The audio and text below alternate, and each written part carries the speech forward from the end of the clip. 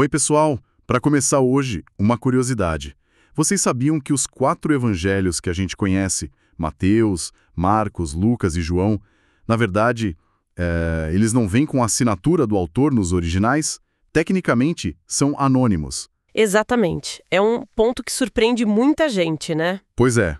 Mas, apesar disso, desde os primeiros séculos do cristianismo, a Igreja sempre atribuiu cada um a uma figura bem específica. E hoje a gente vai mergulhar fundo em um deles, o Evangelho de Mateus.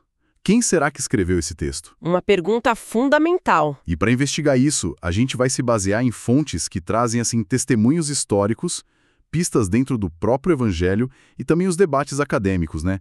Incluindo uns trechos de um trabalho do Jarbas Epifânio sobre o tema que a gente usou como referência. Sim, um material bem interessante para a gente discutir. A nossa missão aqui é desvendar essa questão. Vamos olhar para essa tradição forte que aponta para o apóstolo Mateus, aquele ex-cobrador de impostos, vamos caçar as pistas no texto e entender as discussões mais recentes. Então, tá preparado? Vamos lá. Vamos nessa.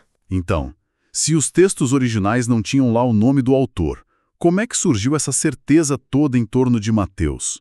Imagino que a resposta esteja lá atrás, nos primeiros séculos, certo? Exatamente, a chave está na memória da igreja primitiva.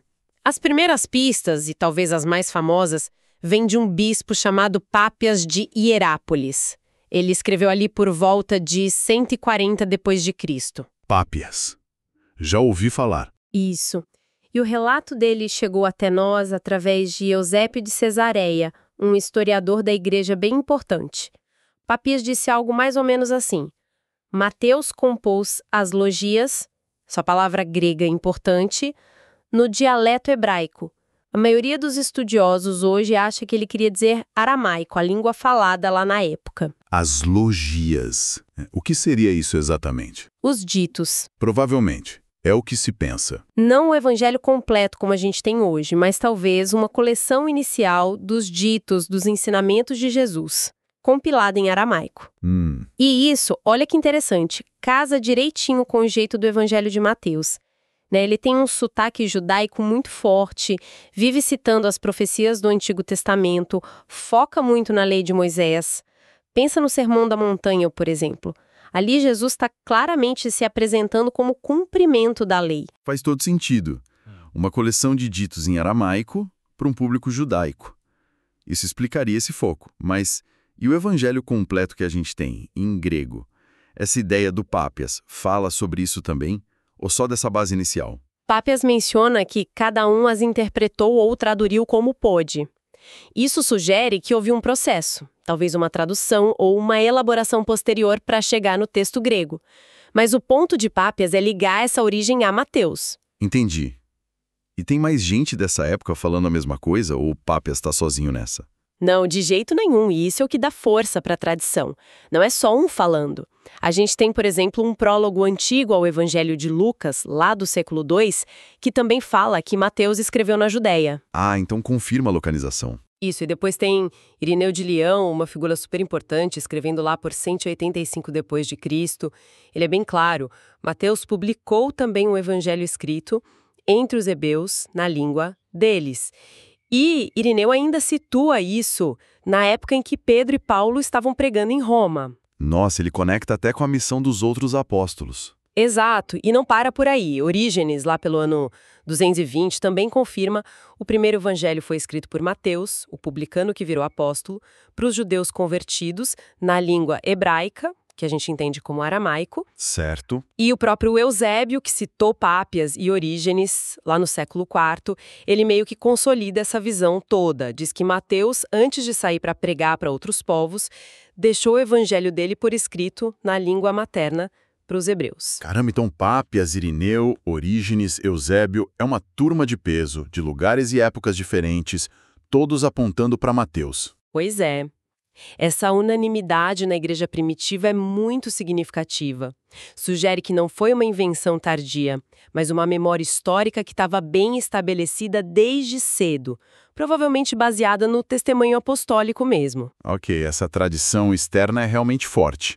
Mas vamos fazer o que a gente combinou. Olhar para dentro do texto.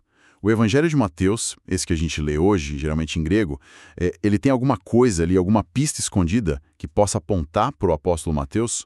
Uma assinatura discreta, talvez? Sim, existem alguns detalhes internos que muita gente acha bem sugestivos. Talvez o mais debatido seja como o próprio Mateus aparece na lista dos 12 apóstolos. Ele está na lista em todos os evangelhos, né? E em Atos também. Exatamente. Mas só no evangelho que leva o nome dele, lá em Mateus capítulo 10, versículo 3, a lista diz: Mateus, o publicano. Ah, o publicano. Marcos e Lucas não chamam ele assim na lista, né? Chamam de Levi, eu acho, no chamado dele. Isso.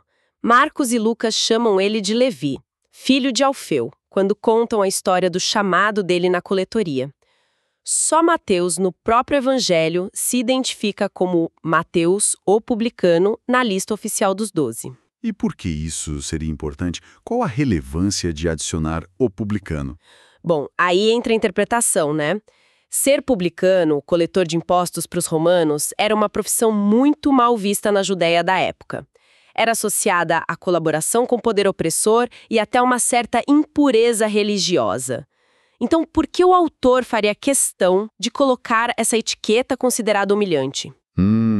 Muitos veem aí um toque de humildade pessoal, quase como se o autor estivesse dizendo: olha, esse sou eu, aquele que Jesus chamou mesmo sendo um publicano. Seria um reconhecimento do próprio passado, um sinal de quem está escrevendo. Entendi. Quase um apesar de ser publicano, fui chamado. Faz sentido, como uma marca pessoal. E a profissão em si? Ser coletor de impostos. Isso não exigia umas habilidades que seriam úteis para escrever um evangelho? Com certeza. Essa é outra pista interna que o pessoal aponta. Um publicano precisava saber ler, escrever, lidar com números, fazer contas, manter registros detalhados. Habilidades de um escriba, praticamente. Exato.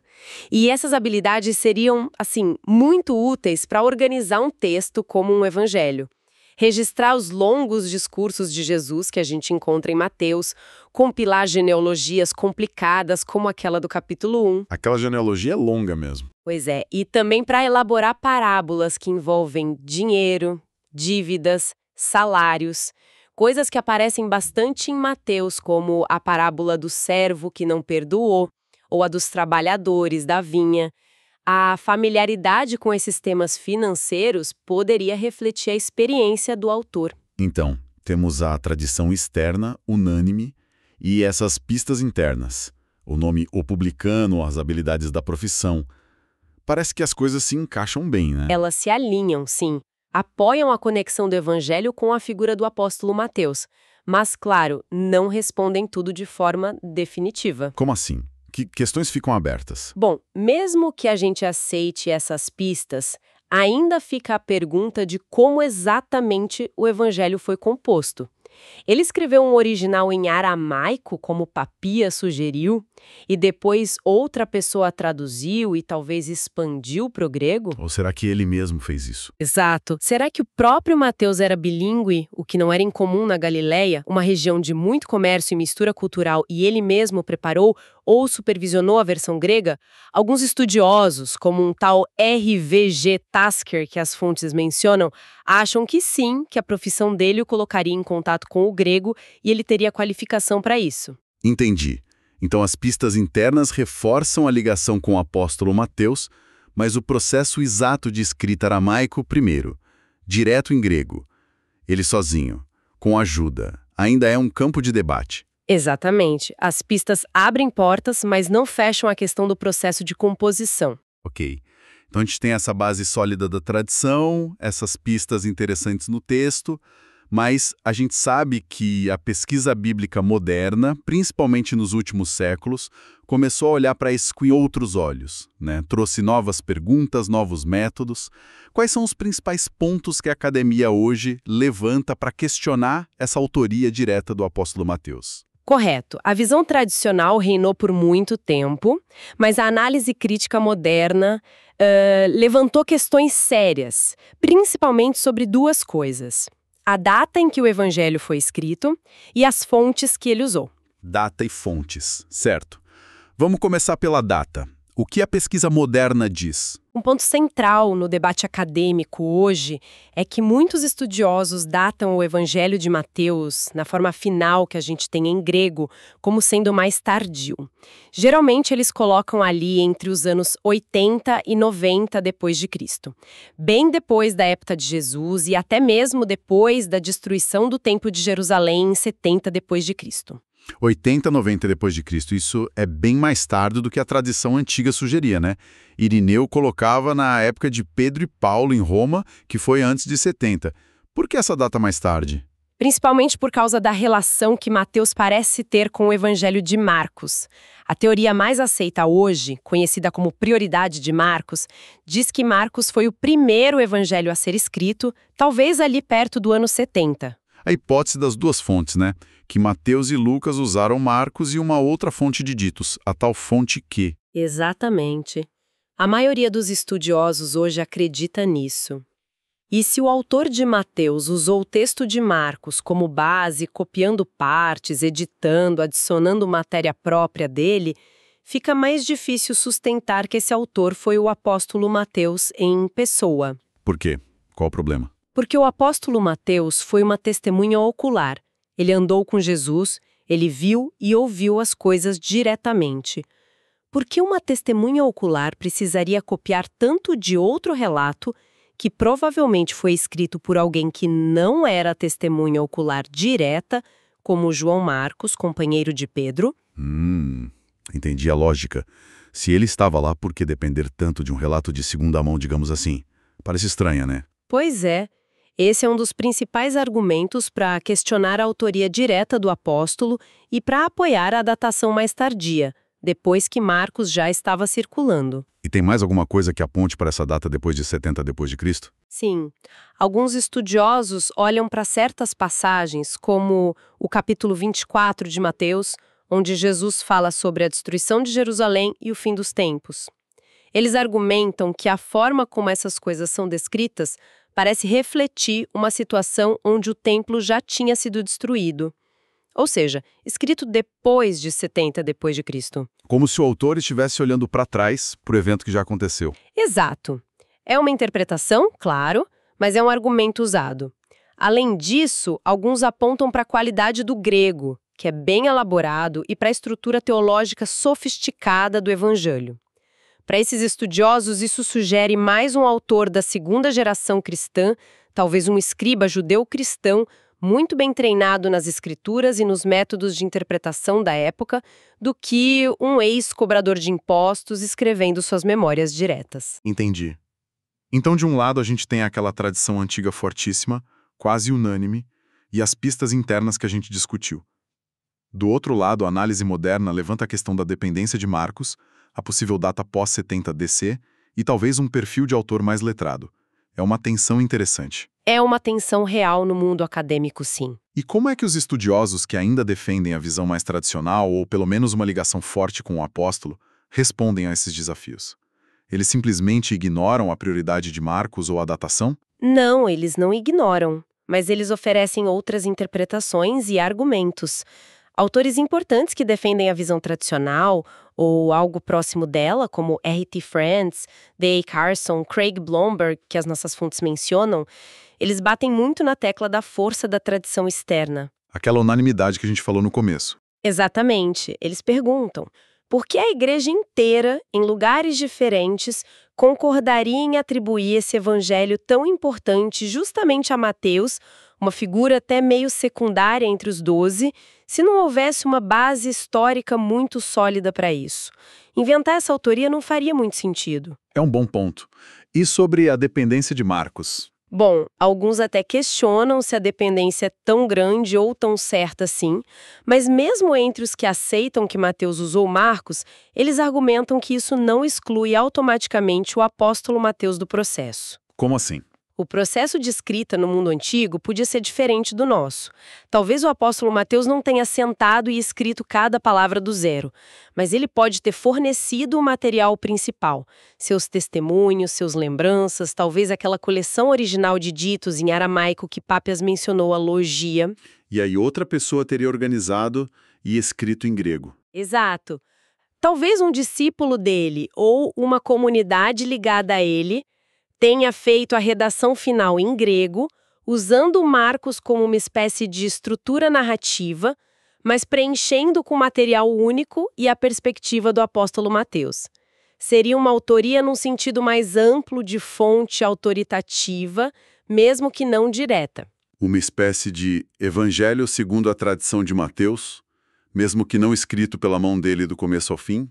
Algo nessa linha. Para esses defensores, a persistência do nome Mateus ligado a este evangelho específico, com suas características tão judaicas, é a maior prova de que existe uma conexão histórica real com o apóstolo, mesmo que os detalhes exatos de como o livro foi parar no papel sejam debatidos. Isso realmente ajuda a entender a complexidade da coisa toda. Não é um simples foi ele ou não foi ele, mas talvez como ele esteve envolvido. É fascinante. Considerando toda essa discussão, essa complexidade, qual é a importância disso tudo? Por que a gente dedica tempo para investigar quem escreveu Mateus? Qual a implicação segundo as fontes que a gente viu? Olha, a perspectiva que as fontes trazem, especialmente as que se alinham mais com a visão tradicional, vê implicações bem significativas. Primeiro, tem uma dimensão teológica importante. Qual seria? A ideia de que Deus escolheu justamente Mateus, um publicano, alguém que, aos olhos da sociedade da época, era visto como pecador, colaborador, impuro, para ser o autor de um dos relatos fundamentais sobre Jesus. Isso reforça muito a mensagem da graça de Deus, que chama e capacita pessoas inesperadas. Mostra que a revelação divina não está presa a status social ou pureza ritual. Usa quem ele quer, basicamente. Exato, e tem uma segunda implicação mais ligada ao conteúdo do Evangelho. Atribuir a autoria a Mateus, um judeu que se tornou apóstolo de Jesus, ajuda a entender o propósito central do livro. Que seria? Ser uma ponte crucial entre o judaísmo e a nova fé cristã. Mateus, por ser judeu e apóstolo, estaria numa posição perfeita para mostrar para os seus compatriotas como Jesus era o Messias prometido nas escrituras hebraicas, como ele era o cumprimento de toda a lei e dos profetas, o novo Moisés. É verdade, o Evangelho de Mateus é cheio de citações do Antigo Testamento, sempre dizendo, isso aconteceu para que se cumprisse o que foi dito pelo profeta. Exatamente. Essa estrutura, esse argumento profundamente judaico, faz muito mais sentido se a gente pensa que ele foi moldado pela perspectiva de alguém como o apóstolo Mateus, que entendia as escrituras e queria conectar Jesus a elas de forma clara para os primeiros cristãos, muitos dos quais vinham do judaísmo. A autoria mateana ajuda a explicar por que o evangelho é assim. Que interessante. Realmente, pensar na autoria não é só uma curiosidade histórica, mas afeta como a gente entende a própria mensagem e o propósito do livro. Foi uma exploração muito rica essa, hein? A gente viu a tradição antiga, forte e unânime, apontando para o apóstolo, depois as pistas dentro do texto que parecem confirmar isso, e aí os questionamentos da pesquisa moderna com a datação, o uso de Marcos. Uau! Sem dúvida. E mostra bem como o estudo desses textos antigos é um quebra-cabeça, né? A gente tem que juntar peças de tipos diferentes. Testemunhos históricos, análise do texto em si, hipóteses críticas baseadas em novos métodos. Não tem resposta fácil. Não mesmo. É um exercício de pesar as evidências, de entender os argumentos de cada lado e talvez conviver com um certo grau de incerteza sobre os detalhes exatos. Exatamente. É mais sobre entender o processo e a complexidade do que ter uma resposta final cravada na pedra. E para quem está nos ouvindo e ficou pensando sobre tudo isso, queria deixar uma provocação final que surgiu aqui da nossa conversa, inspirada lá no Papias. Ele diz que Mateus compilou a Lógia, os ditos de Jesus em aramaico ou hebraico. Como seria se a gente tentasse, mesmo que mentalmente, isolar só esses ditos, esses ensinamentos centrais, separar eles da estrutura narrativa maior do evangelho grego que a gente conhece? Um exercício interessante. Será que focar só nessas palavras originais, mesmo que seja um exercício um pouco hipotético, poderia dar para a gente uma perspectiva diferente, talvez mais direta da mensagem de Jesus para os primeiros ouvintes, antes de ser encaixada numa narrativa mais elaborada, Fica aí a reflexão para quem quiser continuar pensando no assunto. Uma ótima provocação para fechar.